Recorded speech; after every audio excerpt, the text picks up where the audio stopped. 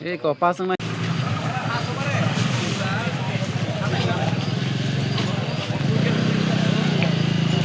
তো সকাল ৮টা থেকে ভোট গণনা শুরু হবে। এই ৮টা বাজছে প্রায়, এখনই ভোট গণনা শুরু হবে। প্রথমেই পোস্টাল ব্যালট গণনা হবে আধা ঘন্টা পোস্টাল ব্যালট গণনার পর 8:30 থেকে ইভিএম মেশিন গণনার কাজ শুরু করবে। পাশাপাশি দুটোই চলতে থাকবে। তো ফার্স্ট রাউন্ড গণনাটা আমার মনে হয় 9টা সাড়ে 9টা নাগাদ ফার্স্ট রাউন্ড জানা যাবে। আমাদের এখানে 9টা টেবিল আছে, বুজুর্গনগর, ওয়াকিনগর আর শিবনাথ তমাকারীর জন্য 2টা হলে গোনা হচ্ছে। তো প্রত্যেক জায়গায় বিভিন্ন দলের সমর্থকরা দূরত্ব বজায় রেখে একটা জায়গা দেওয়া হয়েছিল। তীব্রমাতার জন্য একটা জায়গা দেওয়া হয়েছিল, বিজেপির জন্য একটা জায়গা দেওয়া হয়েছিল, সিপিএমের জন্য একটা জায়গা দেওয়া হয়েছিল।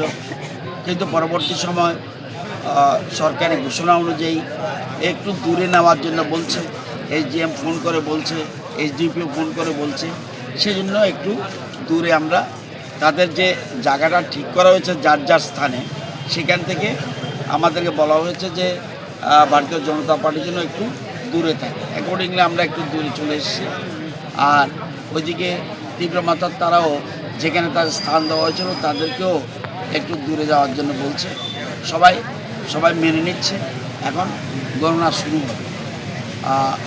ফলাফল গণতন্ত্র, মানুষের রায়, যেটা হবে তাকেই মেনে নিতে হবে। এটাকে কোনো মতেই আমরা কে হারলো কে জিতলো এটা ম্যাটার নয়। এখন সব বাক্সবন্দি, সুতরাং আমরা কেউ জানি না ফলাফল কী হবে। যেটাই হোক জনগণের কল্যাণে হবে, যেটাই হোক জনগণের কল্যাণে হবে। এবং যারাই নির্বাচিত হবে তারা যেন ওই এলাকা এবং জনসাধারণের কাজে ব্রতী হয়, সেদিকে আমি সবার প্রতি আহ্বান রাখবো। এটা বিজেপি চিত্র, তাদেরকে বলবো যে সঠিকভাবে যেন এডিসি চালাতে পারে, সেজন্য সবাইকে বলবো। অন্যেরা জিতলেও সেখানে তারাও যেন মানুষের যে সুখ দুঃখ এগুলো যেন ভালো করে দেখে, সে এলাকার ডেভেলপমেন্ট যেন দেখে, সেটার প্রতি আমার আহ্বান। আজকে কেন মারপিট? আজকে তো টোটাল পিস থাকার কথা। ভোট তো হয়ে গেছে, কিছু ভুল বোঝাবুঝি যদি হয়েও থাকে ভোটের দিনে, এগুলি মনে রাখার ব্যাপার না। এটা ছোটো ছোটো ঘটনা মনে না রাখাই ভালো। বড় ঘটনাগুলি যথারীতি আইন অনুযায়ী ব্যবস্থা গ্রহণ করা হবে, এটা অন্য জিনিস। কিন্তু আজকের রায়ের পরে তো যারা হারবে, যারা জিতবে তারাও কিছু করা উচিত না। যারা হারবে তাদেরকেও বলবো কোনো কিছু যাতে মানে নষ্ট যাতে না, মানে অপ্রিয় কোনো ঘটনা যেন না ঘটে, সেদিকে লক্ষ্য রাখতে হবে। এবং সবাইকে বলবো, 2টা দল থাকবে, 3টা দল থাকবে, 4টা দল থাকবে। আমাদের ভারতবর্ষ গণতান্ত্রিক দেশ, যার যার অভিমত প্রকাশ করবে।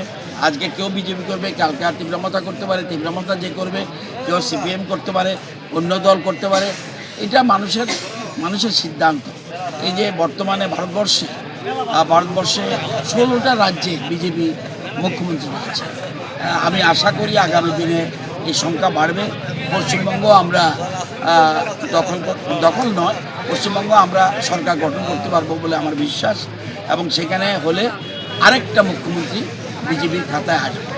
আর এডিসিতে রায় না বেরো পর্যন্ত, এখন ভোটের আগে এক ধরনের, ভোটের পরে এখন আর কোনো কমেন্ট করা উচিত না। এই এখনই আরম্ভ হয়ে গেছে।